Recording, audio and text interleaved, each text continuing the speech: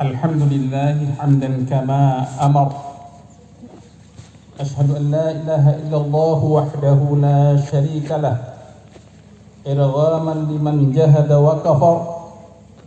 وأشهد أن محمدا عبده ورسوله وحبيبه وخليله سيد الإنس والبشر.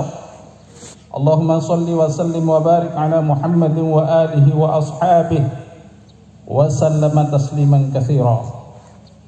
الله أكبر الله أكبر الله أكبر الله أكبر الله أكبر الله أكبر الله أكبر كبيرا والحمد لله كثيرا وسبحان الله بكرة وأصيلا.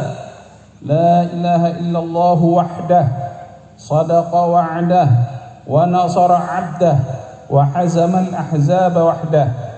لا إله إلا الله والله أكبر الله أكبر ولله الحمد. أيها المستمعون ويا أيها المستمعات رحمكم الله. Syukur kita kepada Allah Subhanahu wa Ta'ala bahwa hari ini tepatnya tanggal 10 Zulhijjah 1444 Hijriah terdapat dua event penting di dalam perjalanan umat Islam di tahun ini. Ayuhal mustami'un, event pertama adalah prosesi haji yang ada di Makkah Al-Mukarramah. Jutaan umat Islam telah melakukan konferensi internasional. Sesungguhnya mereka sedang mengusung nilai-nilai kemanusiaan. Saya katakan bahwasanya mereka yang jumlahnya jutaan manusia itu akan berbicara tentang umat manusia, tentang kemanusiaan. Di sana ajaran haji itu menafikan adanya perbedaan kultur. Ibadah haji itu menghancurkan rasisme. Ibadah haji itu menjunjung nilai-nilai moral. Ibadah haji itu adalah totalitas dalam pengabdian kepada Allah Rabbul Alamin. Wa adzim fin nasi bil hajj ya'tuka rijalan wa ala kulli dhamirin ya'tuna min kulli fajjin amiq. Wa adhanu millahi wa rasulihi ilan nasi yaumal hajjil akbar annallaha bari'um minal musyrikin walillahi 'alan nasi hajjul baiti man istata'a ilaihi sabila. Ayuhal hadirun, 3 ayat Al-Quran yang saya kemukakan tadi, ketika Allah Subhanahu wa Ta'ala berbicara tentang haji, langsung ditunjuk manusia. Misalnya wa'adzim fin nasi bil hajj, an-nas hajj, wa adhanu minallahi wa rasulihi ilan nas. Allah dan Rasulnya memberikan informasi kepada manusia. Walillahi 'alan nas, dan karena Allah manusia itu. Apa maksudnya? Maksudnya adalah bahwa ibadah haji itu adalah ibadah kemanusiaan. Kita tahu bahwasanya haji itu adalah rukun Islam yang kelima. Tetapi Allah tidak menunjukkan kepada umat Islam walillahi 'alan nas, tapi tidak mengatakan walillahi 'alal mu'minin atau kepada umat Islam. Kenapa? Karena haji itu syarat dengan nilai-nilai kemanusiaan. Waktu orang pertama kali menunaikan haji, melepaskan atribut-atribut dunianya, baik pakaian dan lain sebagainya. Siapapun dia, semuanya menggunakan pakaian ihram. Saat itu adalah termasuk kesetaraan, kebersamaan. Jenderal sekalipun harus melepaskan pakaian-pakaian kesehariannya itu. Pakaian yang bisa menampilkan antara satu dengan yang lain itu berbeda. Orang pakai jas dengan tidak pakai jas beda penilaiannya. Apalagi kalau ada pakaian yang ada titel-titelnya itu, mungkin orang akan merasa minder berhadapan. Tapi Allah memerintahkan lepaskan pakaian keseharianmu itu, pakai pakaian ihram siapapun kalian. Lalu ungkapkan kalimat yang sama. Apa itu? Labbaik Allahumma labbaik, labbaik la syarika laka labbaik, innal hamda wan ni'mata laka wal mulk la syarika lak. Kalau kita pahami makna ini luar biasa. Siapapun Anda, jenderal sekalipun, presiden sekalipun, semuanya pakai pakaian ihram dan mengucapkan kalimat yang sama. Kalimatnya adalah kalimat tauhid, kalimat perendahan diri kepada Allah Subhanahu wa taala, yang mengatakan semua kekuatan itu ada di tangan Allah Subhanahu wa taala. Mereka datang ke sana dengan melepaskan segala potensi dan kekuatannya.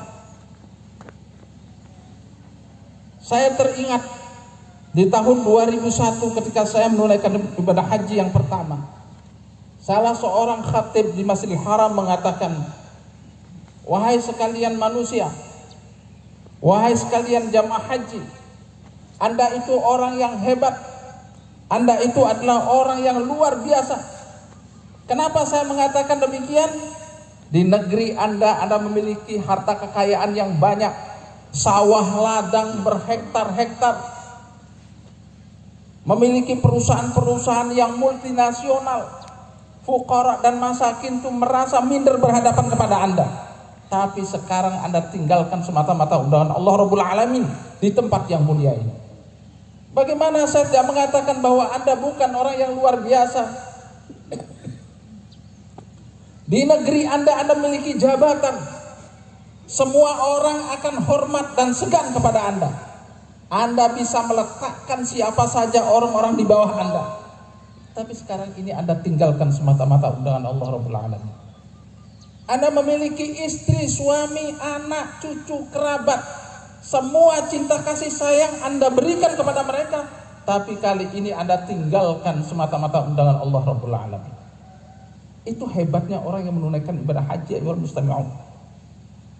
Karena itu Rasulullah SAW bersabda, al-hajju arafah. Haji itu adalah Arafah.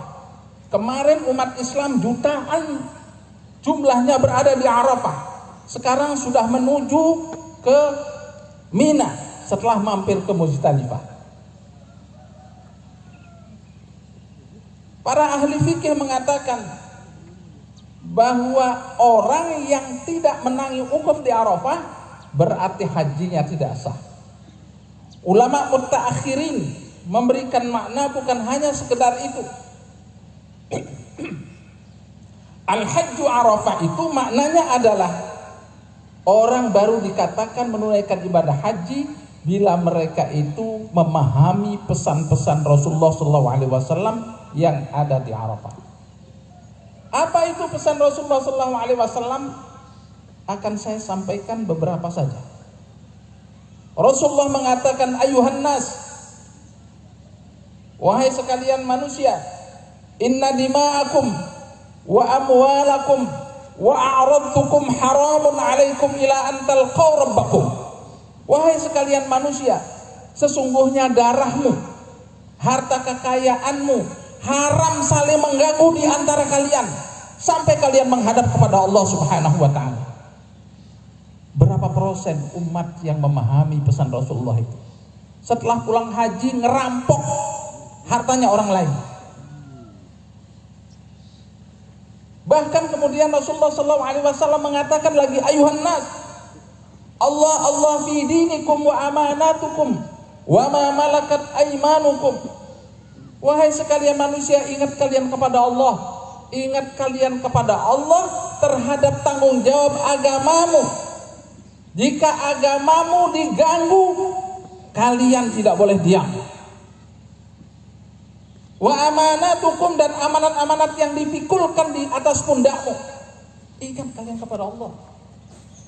Wa ma malakat aimanukum, ingat kalian kepada Allah terhadap tanggung jawab nasib dari manusia-manusia yang ada di tanggung jawab tanganmu. Wa at'imuhum mimma ta'kulun, berikan mereka makan seperti kalian itu makan.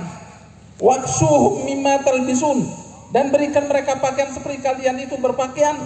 Wala tukallifuhum ma la yutiqun, dan jangan kalian memberikan beban yang mereka tidak kuat. Ala man zalamahum, kata Rasulullah SAW. Ingat, siapa di antara kalian yang sampai menzalimi mereka, wa ana khasmuhu yaumal qiyamah, maka aku Muhammad Rasulullah yang akan menjadi musuhmu di hari kiamat. Wallahu hakimuhum, dan Allah yang akan menjadi hakimnya.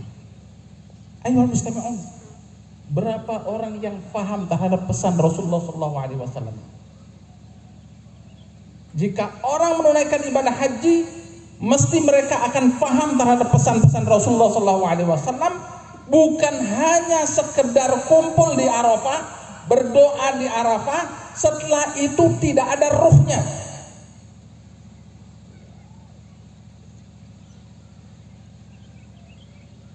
Itulah haji sebenarnya. Tapi kita doakan mudah-mudahan haji kali ini semua yang mewakili kita di Makkah Al-Mukarramah akan menjadi haji yang mabrur. Event yang kedua ayuhal mustami'un adalah Idul Adha, Idul Kurban. Dan saya sangat bangga tadi sudah dilaporkan oleh panitia berapa jumlah kurban yang akan dihelat di tempat ini. Kurban itu adalah wujud ketaatan dan kepatuhan kita kepada Allah Subhanahu wa ta'ala. Allah tidak melihat berapa darah yang ditumpahkan, berapa banyak daging yang dimiliki, tapi Allah Subhanahu wa ta'ala berfirman, la yanalallahu luhumuha wala dima'uha walakin yanaluhu taqwa minkum. Allah tidak memandang berapa banyaknya daging dari kurban itu, dan tidak memandang berapa banyak darah yang ditumpahkan, akan tetapi Allah itu memandang sejauh mana ketakwaan yang mereka pertaruhkan untuk kurban itu. Kalau mereka ada keimanan dan ketakwaan dan dia memiliki kemampuan, pasti dia akan melakukan kurban. Sebagaimana sabda Rasulullah SAW, "Man kana lahu sa'atun wa lam yudhhi fala yaqrabanna musallana." Maka barang siapa yang memiliki kemampuan untuk berkurban lalu dia tidak berkurban, Rasulullah mengatakan, fala yaqrabanna musallana, maka jangan mereka mendekati di tempat sholat kita ini. Artinya tidak usah sholat Id. Dia memiliki kemampuan tapi bakhil. Wa amma man bakhila wastaghna wa kadzdzaba bil husna fasanuyassiruhu lil usra. Dan adapun orang yang bakhil, Allah akan mempermudah untuk mereka itu hidup sulit. Dan orang tipe ini, kata Allah Subhanahu wa ta'ala, mendustakan terhadap kebenaran yang ada dalam ajaran agama Allah. Setiap kita punya cita-cita dan keinginan ayuhal mustami'un yang ingin digapai. Karena setiap keinginan dan harapan itu selalu ada hambatannya. Maka perlu ada sebuah pengorbanan untuk mencapai cita-cita itu. Usaha tanpa doa sama dengan sombong. Seakan-akan dia tidak butuh kepada Allah. Doa tapi tidak ada usaha itu bohong. Jadi kedua-duanya harus paralel di dalam perjuangan itu. Karena itu kalau Nabi Ibrahim alaihissalam mengorbankan anaknya yang dicintai, ibaratnya seorang petani yang tua usianya 90 tahun, puluhan tahun menunggu punya anak, baru kemudian umur 90 tahun Allah memberikan. Ibaratnya seorang petani tua yang memiliki tanah yang gersang, hanya ada satu pepohonan yang subur, Allah perintahkan tebang pohon itu. Ibrahim diperintah oleh Allah, sembelih anakmu. Perintahnya tidak ada SK dari atas. Perintahnya lewat mimpi, ayuhal mustami'un. Sembelih anakmu, jangan mencari tukang sembelih, tapi lewat tanganmu yang sudah rentai. Tapi karena ini perintah Allah dilakukan oleh Ibrahim. Ibrahim itu adalah harapan. Ibrahim itu adalah banggaan. Ibrahim itu adalah sesuatu yang paling dicintai oleh Ismail. Maaf, Ismail adalah kebanggaan. Ismail adalah harapan. Ismail itu adalah yang dicintai oleh Allah Subhanahu wa taala, diperintahkan untuk mengorbankan. Nah, sekarang Ismail kita ini apa? Mungkin Ismail kita ini adalah jabatan. Mungkin Ismail kita itu adalah harta kekayaan. Mungkin Ismail kita fulus uang itu. Persetan kata Allah Subhanahu wa taala, korbankan apa Ismailmu itu untuk taat kepada Allah Subhanahu wa taala. Allahu akbar, Allahu akbar walillahil hamd.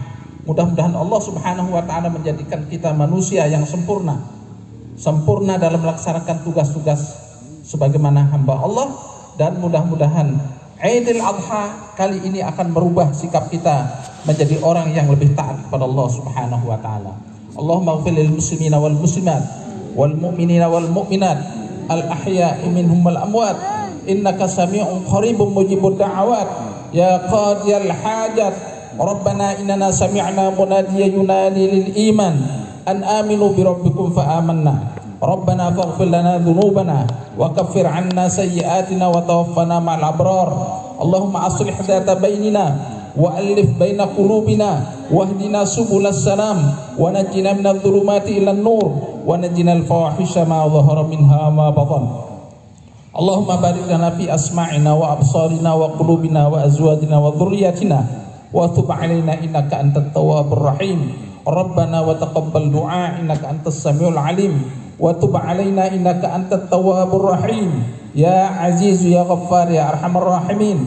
Wa sallallahu ala nabiyyina Muhammadin wa alihi wa sahbihi wa sallam walhamdulillahi rabbil alamin. Allahu akbar walillahil hamd.